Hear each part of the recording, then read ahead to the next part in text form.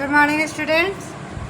चलिए आज स्टार्ट करेंगे हम आगे जनरल एंट्री में कंपाउंड जनरल एंट्री। कंपाउंड का मतलब क्या? मिश्रित।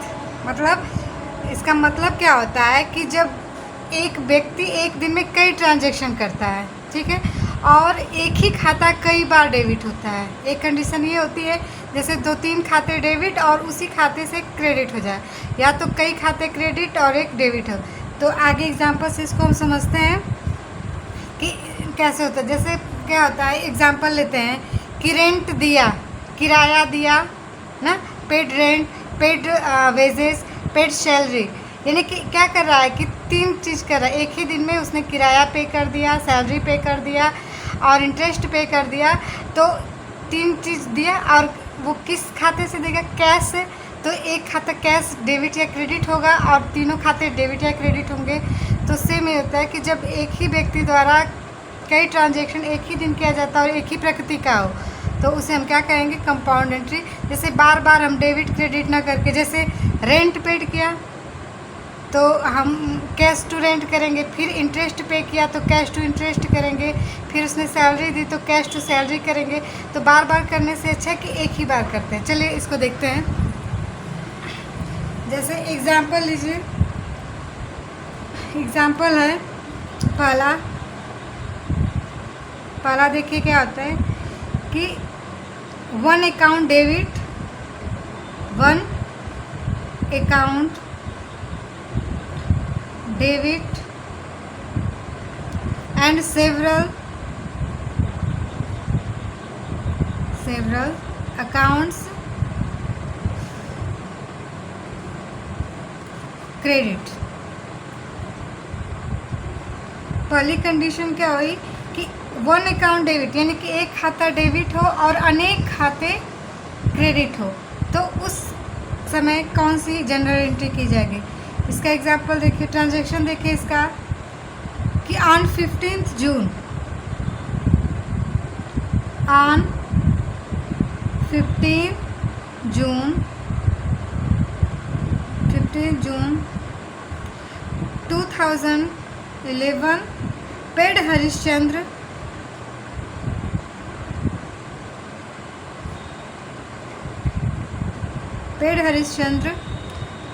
₹9,000 in full settlement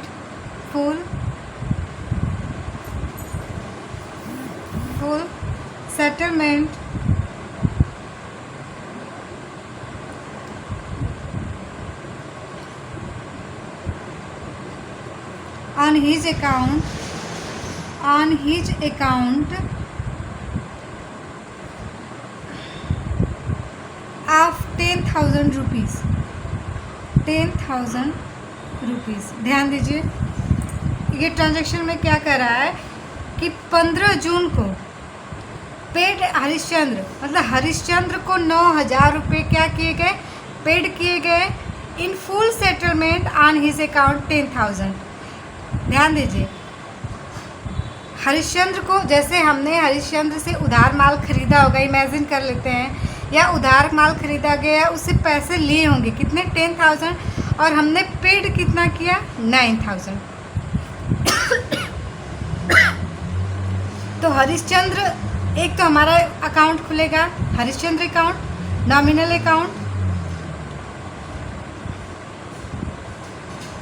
Harishchandra account पहला। दूसरा है 9,000, यानी कि हरिश्चंद्र को क्या किया गया? 9,000 पेड किया गया, यानी कि जो कैश अकाउंट है आपकी 9,000, एक कैश अकाउंट खुलेगा आपका। आप ध्यान दीजिए कि 10,000 पे करना था, कितना? 10,000, लेकिन हमने पे किया 9,000। तो इसका मतलब क्या हुआ कि 1,000 रुपया जो हुआ वो हमको डिस्काउंट मिला। क्या मिला? डिस्काउंट। तब देखिए, जैसे आप कोई सामान खरीदने गए और वो सामान 10,000 रुपये का था, लेकिन आपने जब पे किया तो आपको 9,000 ही पे करना पड़ा। तो इसका मतलब क्या हुआ? 1,000 आपको डिस्काउंट मिला। या आपको कोई देगा 10,000 रुपये देने का, लेकिन वो 9,000, तो 1,000 जो हुआ वो क्या होता है? डिस्काउंट। तो क्या हो गया? एक तीसरा अकाउंट खुल गया, डिस्काउंट अकाउंट। जनरल एंट्री करेंगे चूँकि ये पर्सनल अकाउंट है और ये पाने वाला है तो हरिश्चंद्र।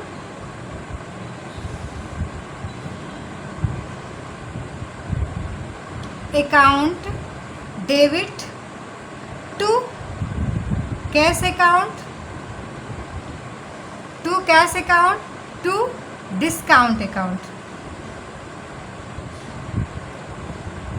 हरिश्चंद्र को कितना पे करना था, हम इसका कैश अकाउंट कितना पे किए, 9,000 क्रेडिट साइड में लिखेंगे और 1,000 रुपये हम क्रेडिट साइड में लिखेंगे। टोटल मिला के कितना अमाउंट हो गया, 10,000 रुपये। यानी कि हरिश्चंद्र डेबिट है, हरिश्चंद्र को देना कितना था, इतना, और कैश हुआ 9,000 पे किया हमने और डिस्काउंट मिला। तो डिस्काउंट इसलिए क्रेडिट हुआ क्योंकि देना था हमको 10,000 लेकिन हमने दिया हरिश्चंद्र को 9,000 रुपये। तो 1,000 जो रुपया बचा वो हमारा क्या है, प्रॉफिट है, और प्रॉफिट है तो वो क्या होगा, क्रेडिट होगा, क्योंकि प्रॉफिट हमेशा क्रेडिट और लॉस हमेशा क्या होता है, डेबिट होता है। और एक चीज़ ट्रिक याद रखिए कि जब भी डिस्काउंट की एंट्री करेंगे हम कैश के साथ, अगर कैश यहाँ डेबिट होती है तो डिस्काउंट भी उसके साथ ही होता है। जैसे ऐसे एक तो भी याद करने के लिए आप लोग इसको ऐसे ट्रिक की तरह याद कर सकते हैं। और लॉजिक क्या है, क्योंकि हमको देना था 10,000 लेकिन हमारा 9,000 में ही काम हो गया, यानी कि 9,000 सेटलमेंट 9,000 दे दिए तो 1,000 हमको क्या मिला, डिस्काउंट मिला, इसलिए डिस्काउंट हमारा क्या है, प्रॉफिट है। एंट्री लिखेंगे हम, being cash paid and discount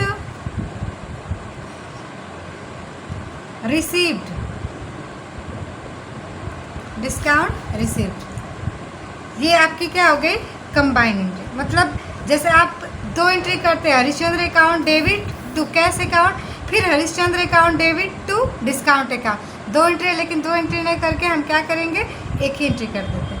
आइए एक एग्जांपल और समझते हैं। दूसरा देखिए, दूसरा example, on 10th June 2011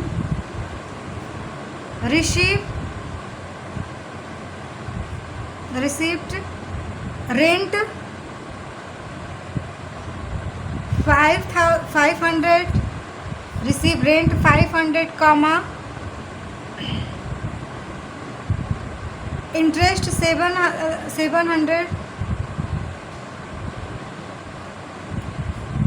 700 rupees, और and commission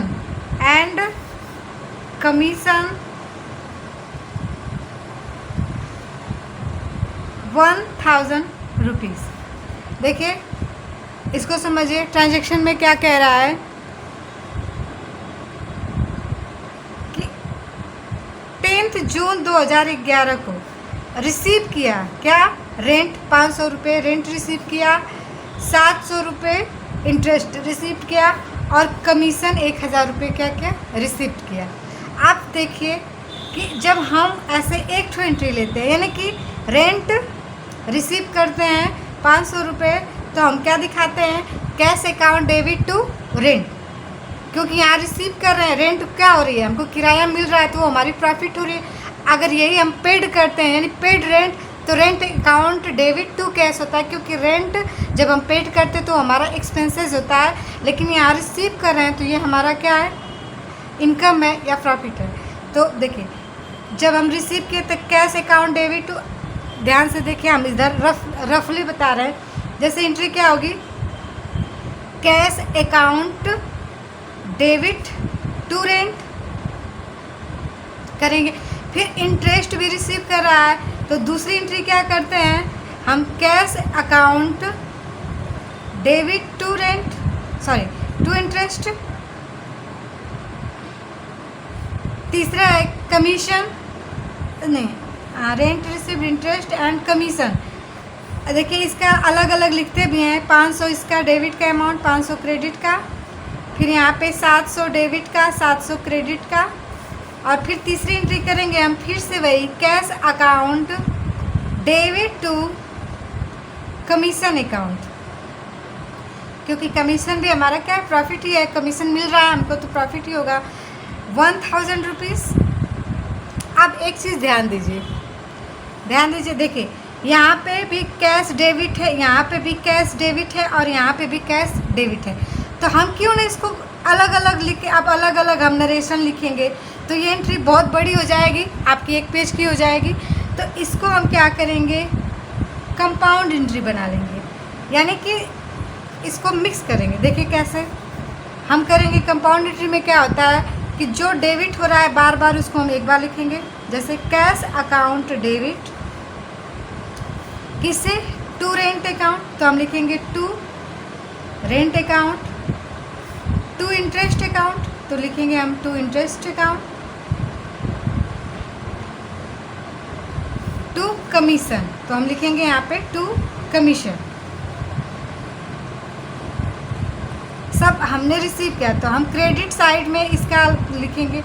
रेंट कितना है, 500, 700 और 1000। सब कुछ हमने रिसीव किया तो डेबिट पर तीनों हम क्या करेंगे, टोटल करेंगे। तो टोटल हमारा आ जाएगा 2200 रुपया।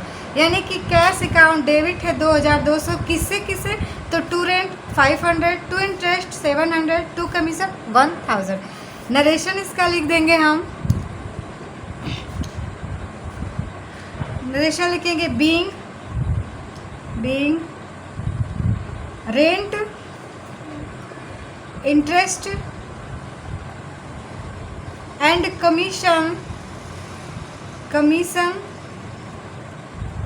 रिसीव्ड। अब समझ में आया। एक चीज़ और, एक एग्जाम्पल और आप ले लीजिए। ये तो दोनों एग्जाम्पल समझ में आ गया होगा। एक और एग्जाम्पल समझते हैं, एक और compound entry.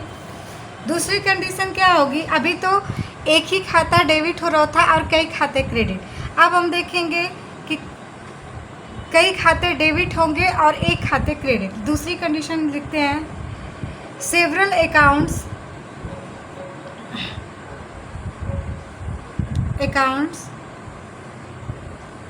Debit and one account credit.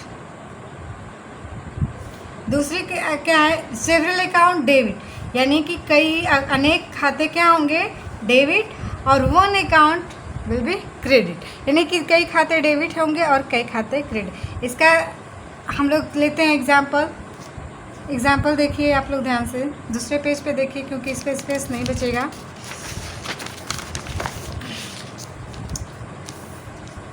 ध्यान दीजिए, ट्रांजैक्शन लिखते हैं इसका। On 15 June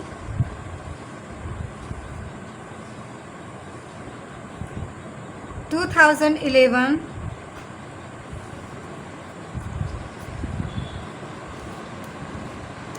received cash from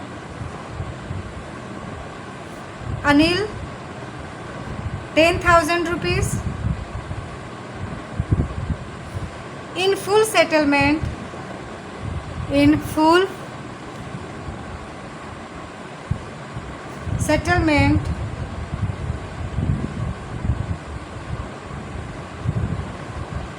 of his account of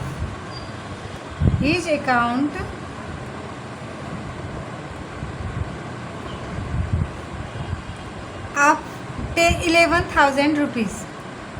11,000 rupees. ध्यान दीजिए इसका, इसमें क्या कह रहा, देखिए ऊपर जो हमने जनरल एंट्री की तो हमने किसी को भुगताया, यानी हरिश्चंद्र को क्या किया, पेमेंट किया था। अब यहाँ ठीक एंट्री उलट गई है, जैसे 15 जून 2011 को रिसीव्ड कैश फ्रॉम अनिल, मतलब कोई अनिल है उससे हमने 10,000 क्या किया, रिसीव किया। पहले हमने क्या किया था कि पेड किया था, यानी कोई हरिश्चंद्र था जिसको हमने पेड किया, और इस कंडीशन में अनिल से हमने रिसीव किया 10,000 rupees in full settlement of his account 11,000, यानी कि 11,000 हमको मिलना था लेकिन हमको मिला कितना, 10,000 रुपीज़, और देने वाला कौन है, अनिल है। तो तो इसमें देखिए क्या हुआ, उस समय हम दे रहे थे, यानी पाने वाला कौन था, हरिश्चंद्र था, लेकिन इसमें पाने वाले हम रहेंगे, मतलब क्योंकि हम रिसीव कर रहे हैं, और जो अनिल है वो क्या है, देने वाला है। तो हम जनरल एंट्री करेंगे तो जाहिर सी बात है कि जो अनिल अकाउंट है आपका, अनिल से अकाउंट, वो पर्सनल है और वो दे रहा है, तो वो क्या होगा, क्रेडिट होगा, क्योंकि वो देने वाला है।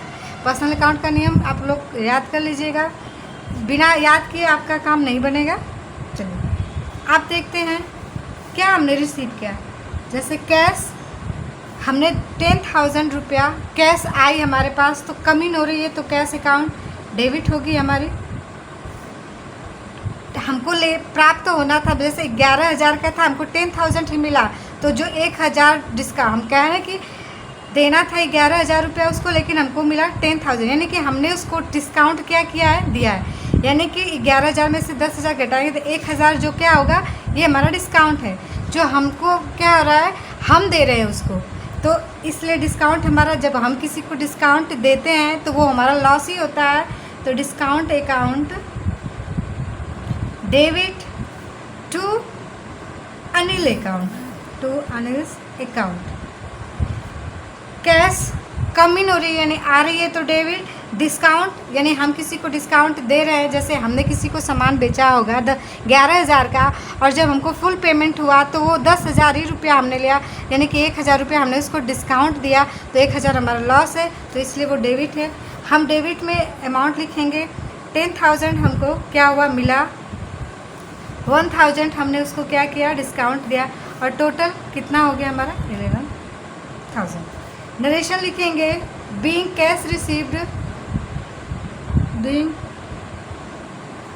Cash received and discount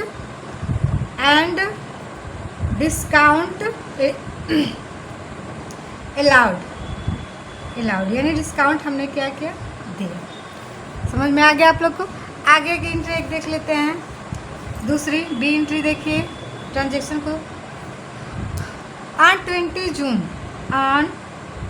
20 June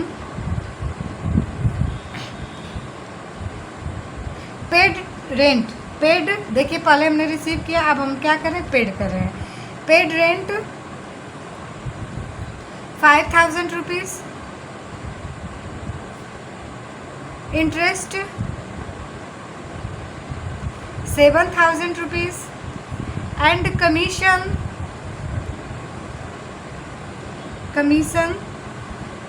2,000 rupees. पहले हमने रिसीव किया, अब हमने क्या किया, अब पेमेंट कर रहे हैं, तो जाहिर सी बात, रेंट पे कर रहे हैं तो ये क्या एक्सपेंसेस है, तो ये डेबिट होगा। इंटरेस्ट पे कर रहे हैं तो इंटरेस्ट अकाउंट भी डेबिट होगा, और कमीशन भी पे कर रहे हैं तो ये हमारा एक्सपेंसेस है, ये हमेशा डेबिट होगा। और किससे कर रहे हैं, कैश, तो कैश क्या हो रही है, गोज आउट हो रही है, तो इसलिए वो क्रेडिट होगी, तो जनरल एंट्री उसकी हो जाएगी। ध्यान दीजिएगा इसको, rent account debit, interest account debit,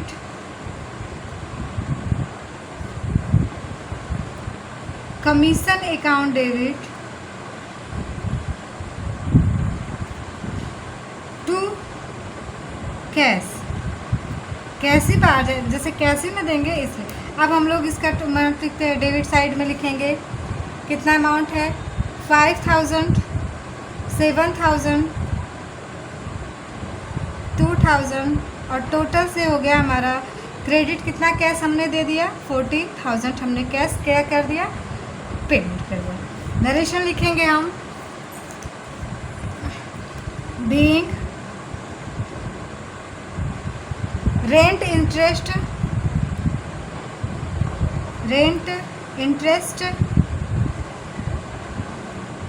commission and commission paid, ये आपकी हो गई इतनी सारी जनरल एंट्री। और एक चीज़ और देखते हैं, लास्ट है आपका, इसको भी अच्छे से समझिएगा। ये जो लास्ट वाला, ये आपकी जनरल एंट्री का प्रथम पहल, सबसे कोई भी बिजनेस स्टार्ट करते हैं तो ये सबसे पहले होता है, ध्यान दीजिए, इसको ध्यान से समझिएगा। तीसरी कंडीशन आपकी आ गई, several account yes, several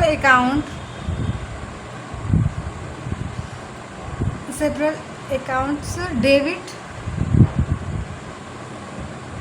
and several accounts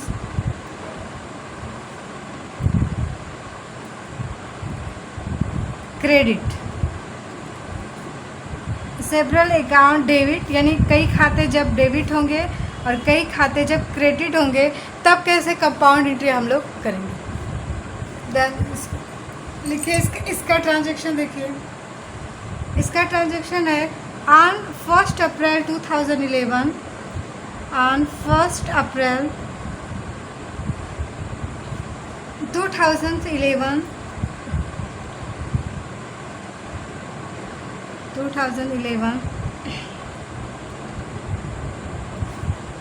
the following balance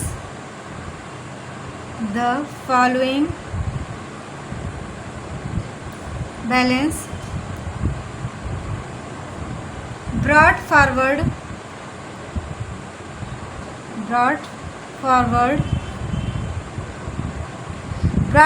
को हम लोग बी एफ ऐसे भी डिनोट करते हैं।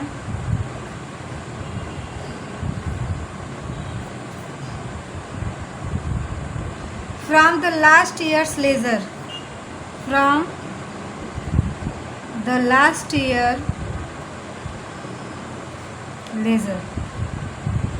लेजर हम लोग आगे पढ़ेंगे। जनरल के बाद लेजर ही पढ़ा जाएगा। लेजर क्या है? कैश 3000, बिल्डिंग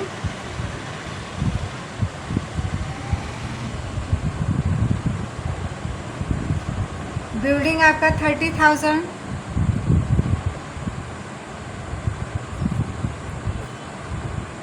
फिर है आपका फर्नीचर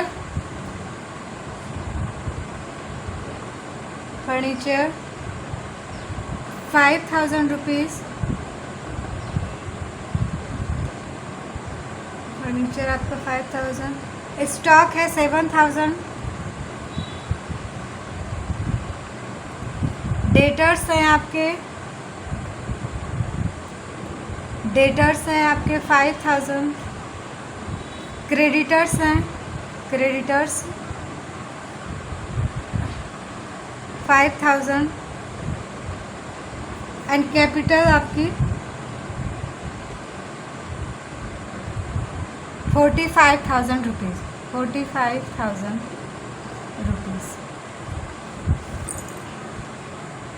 देखिए ये आप लोग को लग रहा होगा कितना बड़ा ट्रांजैक्शन है। यहाँ पे 1 अप्रैल दिखा रहा है। 1 अप्रैल 2011 जब आप कोई भी बिज़नेस स्टार्ट करते हैं तो 2 डेट फिक्स करते हैं। या तो आप बिज़नेस स्टार्ट करेंगे 1 अप्रैल से या तो 1 जनवरी से ना। तो जब अगर आप 1 अप्रैल से स्टार्ट करते हैं तो आपका क्लोजिंग कब होगा? 31 मार्च को। और आप 1 जनवरी को अगर स्टार्ट करते हैं बिज़नेस तो 31 दिसंबर को आपका क्लोजिंग रहता है। इतना तो पता ही है। अब हम देखते हैं जब हमने 1 अप्रैल 2000 को नया बिज़नेस अपना मतलब 1 साल बीत गया, हमारा क्लोजिंग ख़त्म हो गया। जब हम ओपनिंग करेंगे तो पीछे की जितने भी, जैसे क्या होता है कि आपकी दुकान मान लीजिए आपकी शॉप या कोई बिज़नेस है तो जब चल रहा है तो 1 साल का जब आप पूरा बैलेंस शीट बना लेते तो फिर दूसरा ईयर स्टार्ट करते हैं तो क्या सब कुछ ख़त्म हो गया रहता है। सारा आपका स्टॉक, जितनी मशीनें, जितनी शॉप हैं, जितने आपकी कैपिटल होंगी, कैश होंगी, सब कुछ तो ख़त्म नहीं रहता। कुछ चीज़ें क्या होती हैं, बची रहती हैं। फिर उसको हम जो चीज़ें बची तो उसको ब्रॉड फॉरवर्ड यानी आगे के जो बिज़नेस चलता है नेक्स्ट ईयर में तो वो चीज़ें दिखाते हैं। तो देखिए उसमें क्या है, the following balance brought forward from the last year, यानी कि ये 1 अप्रैल 2011 का है तो लास्ट ईयर क्या होगा आपका 1 अप्रैल 2010। वो जब क्लोजिंग हुआ होगा आपका 31 मार्च 2011 में क्लोजिंग बनाए होंगे तो उसके बाद के जितने भी जो आपके कैश बचे होंगे, मान लेते हैं कैश आपके 3000 है, आपकी बिल्डिंग 30,000 की, फर्नीचर 5,000 का, स्टॉक मतलब जिसमें आप ट्रांजैक्शन कर रहे हैं 7,000, डेटर्स यानी कि आपके जो देनदार हैं वो 5,000, क्रेडिटर्स जिसको आपसे लेना है वे उनको मतलब उनका अमाउंट है 5000 और कैपिटल यानी आपकी पूंजी उस डेट में 45,000 है। तो आगे की हम जनरल एंट्री स्टार्ट करेंगे, यानी कि जब नया साल शुरू करेंगे तो इसको हम अपने जर्नल में दिखाएंगे। तो देखिए इसमें क्या होता है, हम जैसे हमने जनरल एंट्री आपको पहले सिखाई कि बिजनेस स्टार्टेड फ्रॉम कैश किया ना, तो ये भी तो यहाँ पे कैश है, cash account debit to capital हम करते हैं। तो कैश है तो पहले हमारी cash asset cash account debit start करेंगे। फिर बिल्डिंग है, बिल्डिंग भी नया है और मतलब संपत्ति है, वो जो नया बिजनेस स्टार्ट कर रहे हैं, एक तरह से हम फिर से बिजनेस स्टार्ट करें तो वो कमी नहीं हो रही है हमारे यहाँ। Building account debit. फर्नीचर आपका है, फर्नीचर अकाउंट डेबिट। आपका स्टॉक भी आया है, STOC स्टॉक अकाउंट डेबिट। फिर आपके जो डेटर्स हैं, डेब्टर अकाउंट डेबिट। दो कंडीशन होती है, आप याद करिए। ये हमारी क्या है, ये हमारी एसेट्स है जिससे हम फिर से बिजनेस क्या कर रहे हैं, अपना स्टार्ट कर रहे हैं। तो जितनी भी एसेट्स होती है वो क्या होती है, डेबिट होती है। एक तो ये नियम होता है और एक चीज़ ये भी है कि जब हम बिज़नेस स्टार्ट करें तो ये चीज़ें पहले के फिर हम ये सब क्या हो रही हैं, कम इन हो रही हैं हमारे बिज़नेस में, फिर से ये सब आ रही हैं और इससे हम बिज़नेस स्टार्ट कर रहे हैं। तो ये सब चीज़ें क्या हो गई, डेबिट हो गई। देखिए एक नियम भी होता है कि एसेट्स हमेशा डेबिट और लायबिलिटी हमेशा क्रेडिट होती है, तो उस हिसाब से भी ये डेबिट है। अब देखिए क्रेडिट की मदद क्या है, टू जो हमारे क्रेडिटर्स हैं, जो हमारे क्या हैं, ये क्रेडिटर्स हैं, जो हमारे क्या बोलते हैं, लेनदार हैं, वो हमारी क्या है, लायबिलिटी। यानी कि लायबिलिटी क्या होती है कि जो हमको देना है, ये क्रेडिटर्स हमारे क्या होंगे, क्रेडिट होंगे। क्रेडिटर्स हमेशा क्रेडिट होते हैं, याद रखिएगा। डेटर्स हमेशा संपत्ति होती है, एसेट साइड होती है, क्रेडिटर्स हमेशा लायबिलिटी होती है। तो टू क्रेडिटर्स और लास्ट में टू कैपिटल अकाउंट। देखिए ये थोड़ा सा आपको वो हो रहा होगा कि कैसे कंफ्यूज हो रहे हैं। ध्यान दीजिए कि हम जब ट्रांजेक्शन बढ़ाए थे तो हम क्या, जब बिज़नेस स्टार्ट करते तो हम बिज़नेस स्टार्टेड विथ कैश, तो क्या एंट्री करते हैं हम, cash account debit to capital account करते हैं ना। तो आज ये तो कैश टू कैपिटल वो एंट्री होती है जब बिज़नेस स्टार्ट करते हैं, यानी कि कैश हमारे पास आती है और कैपिटल लायबिलिटी क्या होती है, बढ़ती है। फिर उसके बाद अब जब बिज़नेस स्टार्ट तो बिल्डिंग भी मेरे पास है, फर्नीचर भी है, स्टॉक भी है, डेटर्स भी है। तो ये सब चीज़ें डेबिट और ये पूरा क्या हुआ, क्रेडिट। तो जो क्रेडिटर्स है उसका हम अमाउंट लिखेंगे। देखिए क्रेडिटर्स के कितने हैं, 5000 रुपीज़। कैपिटल अब हमारा देखिए यहाँ पे हम टोटल क्या करेंगे, जोड़ेंगे। यहाँ पे हमारा कैश है 3000, बिल्डिंग क्या है 30,000, फर्नीचर हमारा कितने का 5,000, 7,000 का हमारा स्टॉक है और देनदार जो है हमारे वो 5,000।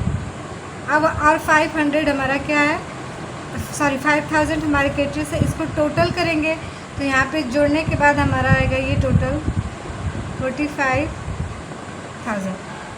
देखिए यहाँ पे डेटर मतलब हम देनदार भी हमारे 5,000 के हैं और लेनदार भी हमारे 5,000 के हैं, है ना।